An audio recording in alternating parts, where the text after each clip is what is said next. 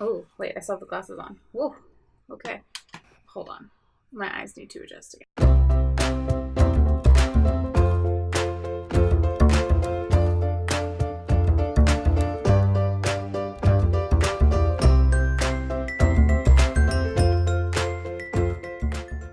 Hello, everyone. Welcome to this week's RP Weekly.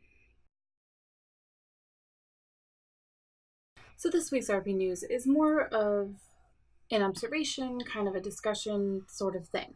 It's about problematic face claims and the RPC. So the reason that I bring this up is because I actually experienced something recently related to this. I opened up my boarding school roleplay, and I didn't notice that one of the face claims that I had chosen for one of the canon bios was underage. Simply an oversight on my part, whatever. And Anon told me that it wasn't okay to use an underage face claim. So I responded and I said, okay, we'll change it, which I did. I changed the face claim. But then I received a second message.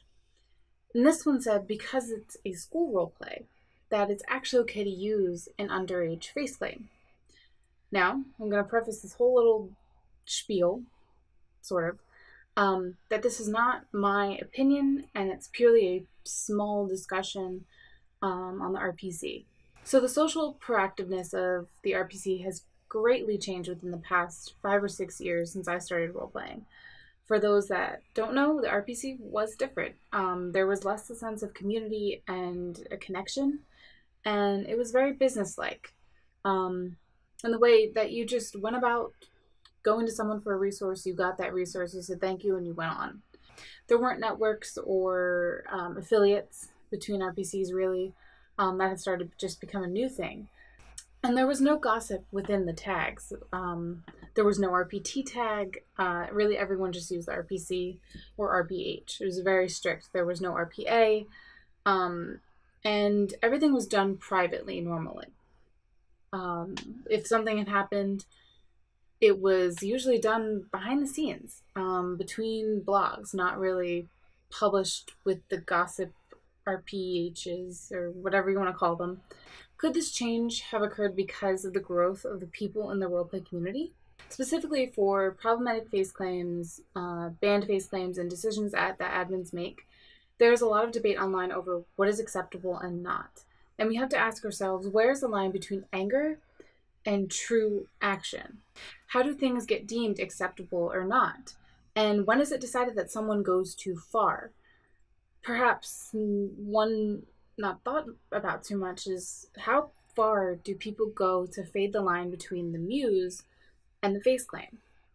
And these are just things to think about, things to discuss about. So please feel free to reblog and comment, or just leave a comment below. Let me know what you think. And I'm very interested in where the shift has occurred and how are we deciding what the line is, where someone goes too far, or how is there some sort of period of time in which some problematic person says something really shitty and then apologizes for it, and then is there a certain amount of time between that point and now that excuses them? This is, again, not my opinion. I'm just kind of bringing about the discussion because I am interested in this type of format of opinions. Can't Wait RPG. This is a town roleplay with characters that are reincarnations of 80s and 90s teen movie characters. They've actually been open since 2012, and I love their graphic design. It feels fresh and fun and really entices you to join them. I will follow RP. This is an Apples town roleplay set in Stars Hollow from Gilmore Girls. They do not follow the plot of the show and gives the RPers the ability to create their own plots. Most Mordre RP. This is an AU Marauders era roleplay set in 1977, and it explores the plot of Voldemort first coming to Rive. So this first one, I actually discovered her recently, and I absolutely love her. Loie Lane. She is a beauty and plus-size fashion YouTuber. And secondly, Keenan Lonsdale, who's an Australian actor known for The Flash and Dance Academy. So this week I bring you the Fair Folk RP. It is a supernatural roleplay that is based off of the fairy lore. They've been open for 3 years, and I've been keeping my eye on them for about over a year, and I just not have found the moxie yet to apply. To me, I'm a insecure writer, if you will, and I absolutely adore the fairy lore and the idea that this roleplay is based off of it, and it's so in depth, and you can definitely tell that the admins care about their roleplay, which is like my number one on my list of things that make me want to apply to a roleplay. We're gonna get a little feelsy on this one. This is something that has definitely occurred to me quite often, and the RP advice this week is losing touch with a muse. It's okay, and it happens. So normally for these advice things, I usually have like a whole bullet point list, and I kind of just go through all these things. And for this one, I decided I'm just gonna wing it. I'm gonna see where my brain takes me, which could be amazing or the complete opposite. So we'll find out. Losing touch with a muse can happen to really anyone, and there's people who lose muse all the time, and they just come up with a new muse, which I think is pretty cool. And it just, sometimes you reach a point where you reach the end of the plot. There's no further place for you to go. You have completed that character's story and that arc, and you feel at peace. Other times it's just that something in real life is really getting to you. You don't have enough time to dedicate to the character, or you as a person have changed and you just can't see yourself playing that character anymore.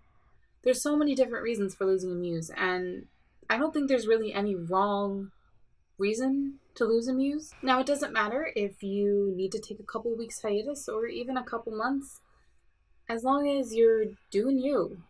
Just do you, boo-boo.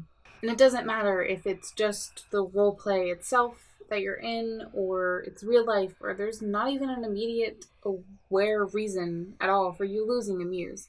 It happens. It happens to everyone, like I said. So if it happens to you, if you lose a muse for a group RP character or just an indie character, never feel guilty for that. And be honest. Don't be that person that actually just ghosts on the roleplay or your RP partner. Let them know, because people are a lot more understanding in RPC than I think a lot of people remember.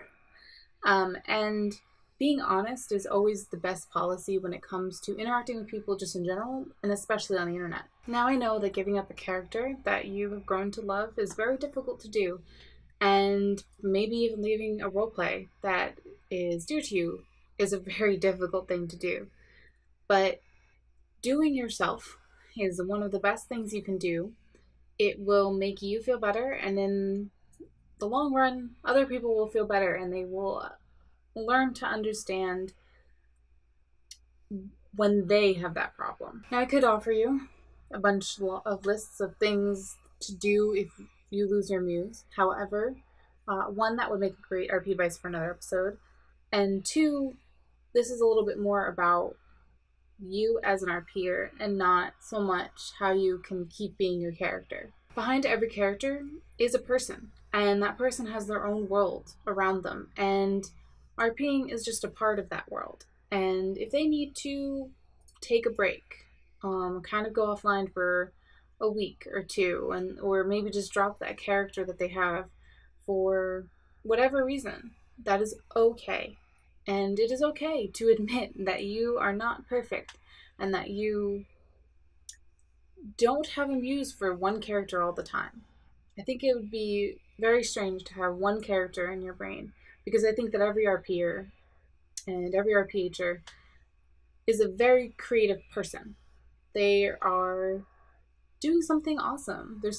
They're putting a lot of time into something. And to say that you have to stick to that one thing, that one part, one character, is a little selfish, because they could go out and create another character that is just as awesome. Losing the muse is okay, and it happens to everyone. And if we perhaps take a step back, there's nothing that could go wrong. So as always, there are resources for the Fave Faces.